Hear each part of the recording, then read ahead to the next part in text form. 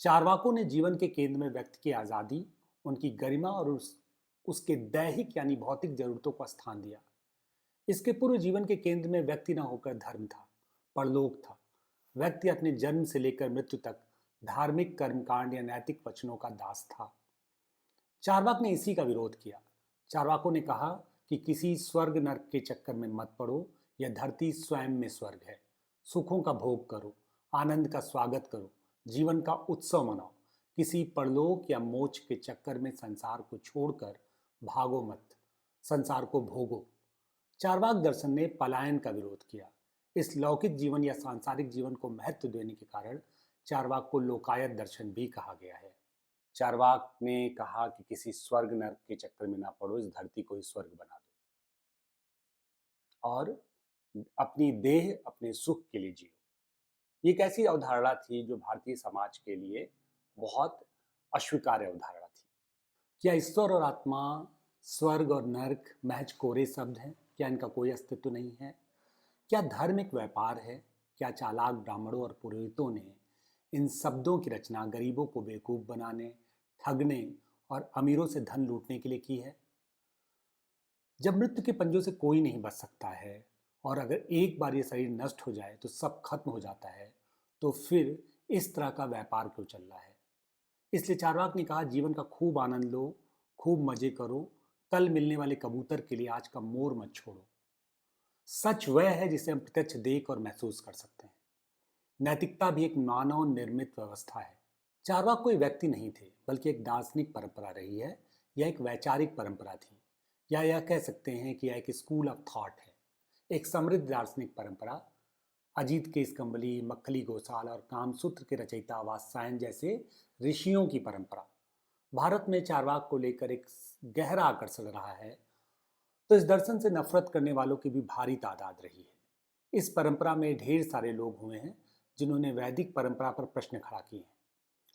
ब्राह्मणों के अलावा श्रमणों ने भी इन पर प्रश्न खड़ा किए हैं। श्रमण यानी भारत की बौद्धों, जैनियों और उन लोगों की परंपरा जो वैदिक दर्शन में विश्वास नहीं करते हैं, जिनकी वेदों से मत भिन्नता है।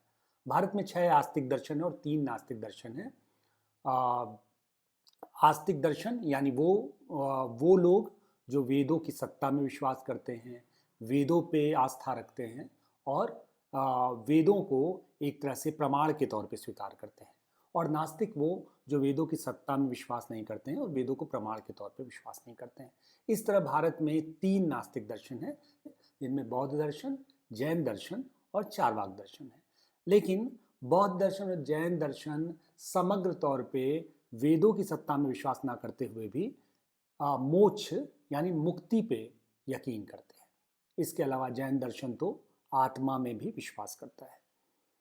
ऐसे में अगर कहा जाए तो चारवाक दर्शन एकमात्र ऐसा दर्शन है जो पूर्णतया नास्तिक दर्शन है। चारवाक को चारवाक क्यों कहा गया, इसको लेकर भिन्न भिन्न मत रहे हैं। कुछ लोगों का मत है क्योंकि यह मत केवल 4 वाक्यों पर आधारित है, इसलिए इसे चारवाक दर्शन कहा गया है।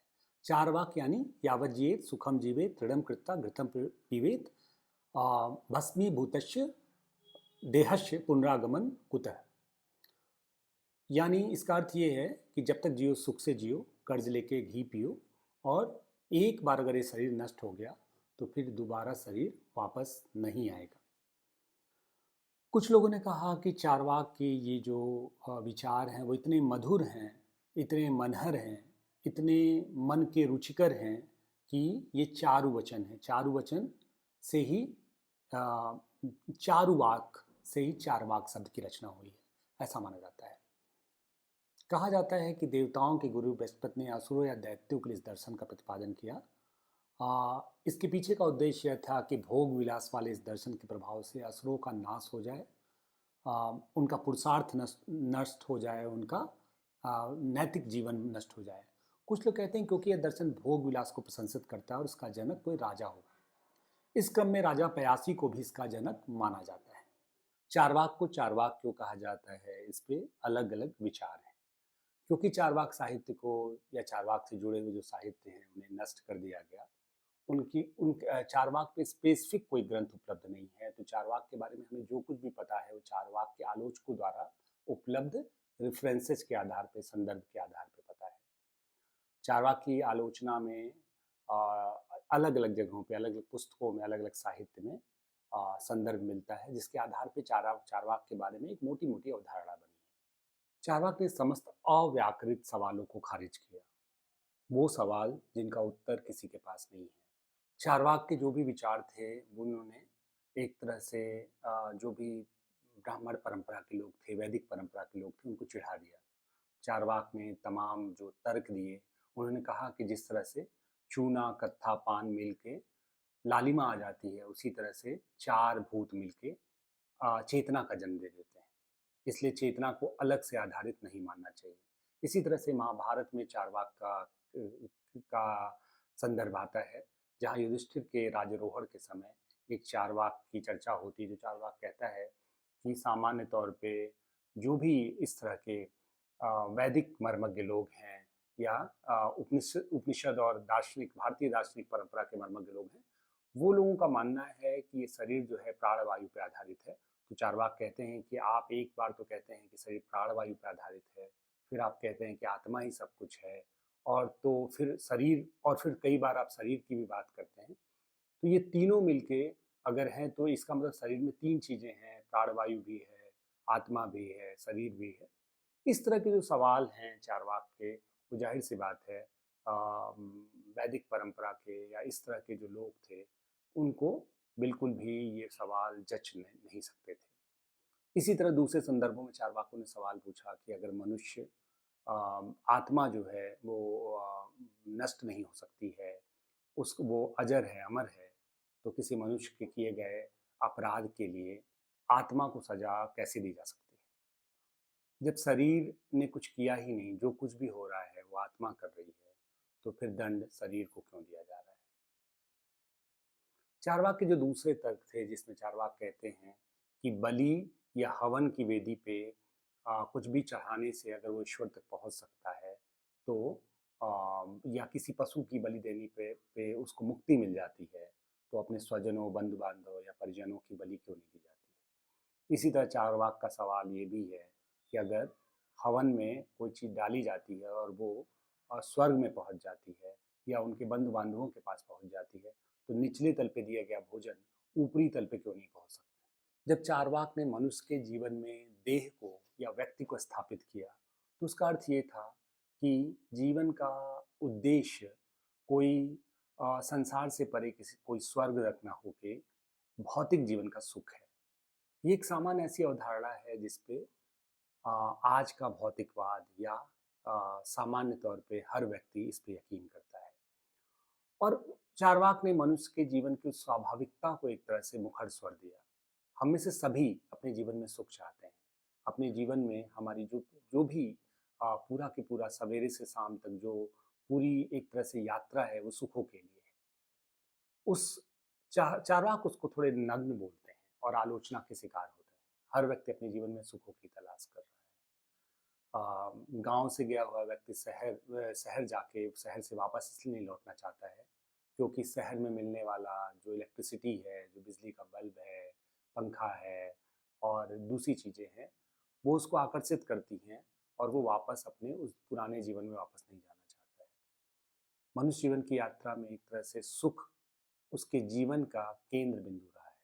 सुखों ने मनुष्य जीवन और सभ्यता को नई ऊंचाइयां दी हैं। सुखों की तड़प, सुखों के लिए भागने की जो मनुष्य की चाह रही है। चारवाक इस बात को आ, थोड़ा नेकेड फॉर्म में बोल रहे हैं तो आलोचना के शिकार हो जाते हैं। आज का जो पूरा सामूहिक भौतिकवाद है, वो इसी विचार पे आधारित है, जिसको हम सेल्फ लव बोलते हैं। जब आप सेल्फ लव बोलते हैं तो ये बड़ा उच्च स्तर का शब्द लगता है और इससे पूरा का पूरा एक तरह से भौतिकवाद या आज की जो साइंटिफिक अप्रोच है, जो साइंटिफिक टेम्परामेंट है, इसको प्रमोट कर रहा है। लेकिन जब चारवाक यही कहते हैं कि देह की सत्ता को स्वीकार करो, देह के सुखों के लिए काम करो, तो हम सभी, खासकर जो पूरी की पूरी दार्शनिक परंपरा है हमारी, वो चारवाक को बहुत घृणित दृष्टि से देख रही है, उसे खारिज कर रही है। दूसरा जो महत्वपूर्ण बिंदु है वो चारवाक के जीवन या चारवाक के दर्शन में वो ये है कि चारवाक एक तरह से कौतूहल, जिज्ञासा, क्यूरियोसिटी या सवालों का समर्थन करते हैं कि सवालों के परे कुछ भी नहीं है। धर्म, ईश्वर, आत्मा सभी कुछ सवालों के घेरे में है। अ, जिज्ञासा या सवाल या जो कौतूहल है वो मनुष्य जीवन की एक स्वाभाविक प्रक्रिया है। पूरे के पूरे ज्ञान विज्ञान के विकास की एक स्वाभाविक प्रक्रिया है। मनुष्य आज जहाँ पहुँचा है उसके पीछे एक महत्वपूर्ण वजह जिज्ञासा है। हर बच्चा सहज सवालों के साथ पैदा होता है, सहज सवालों के साथ बड़ा होता है। इसी जिज्ञासा की वजह से मनुष्य एक तरह से मनुष्य का विकास होता है। तो अगर इन दो अर्थों में देखा जाए तो हम सब चार्वाक हैं। ये दोनों चीज़ें हम सभी के अंदर हैं। कई बार ऐसा लगता है कि आधुनिक दौर में चार्वाक शायद किसी भी दर्शन से ज़्यादा सत्य सिद्ध हो सकते हैं। आज जब मनुष्य ने एक तरह से आर्टिफिशियल इंटेलिजेंस बना लिया, अ, जिस तरह की वैज्ञानिक प्रगति है उसमें अब तक पूरा के पूरा पूरी दुनिया जो है वो भौतिकवाद या भौतिक नियमों से ही चलती हुई दिख रही है।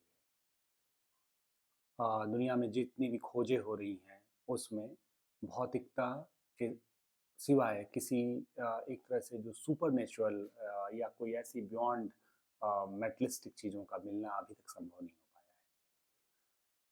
जब चार्वाक कह रहे थे कि मैटर से चेतना का निर्माण हो सकता है, उस समय लोगों ने सबसे ज़्यादा उन्हें उनका विरोध इसी बात पर हुआ।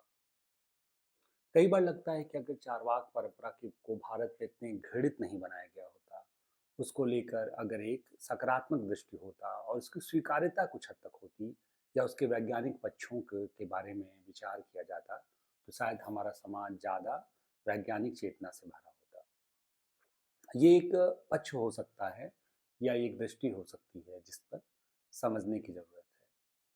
कई बार धार्मिक परंपरा या हमारी धार्मिक आस्था या हमारा विश्वास जो है वो समाज को बनाने में महत्वपूर्ण भूमिका निभाता है। चाइना में हुआ मे फोर्थ का मूवमेंट ने आधुनिक चाइना के निर्माण की नींव रखी। उसी तरह से हमारी जो धार्मिक आस्था है, हमारे यहाँ धार्मिक आस्था और खासकर जो दार्शनिक परंपरा है उसको देखने का जो दृष्टिकोण होता है वो समाज के निर्माण में अहम भूमिका निभाता है। आज के कोजागरी किस्सा गोई में बस इतना ही। देखते रहिए कोजागरी।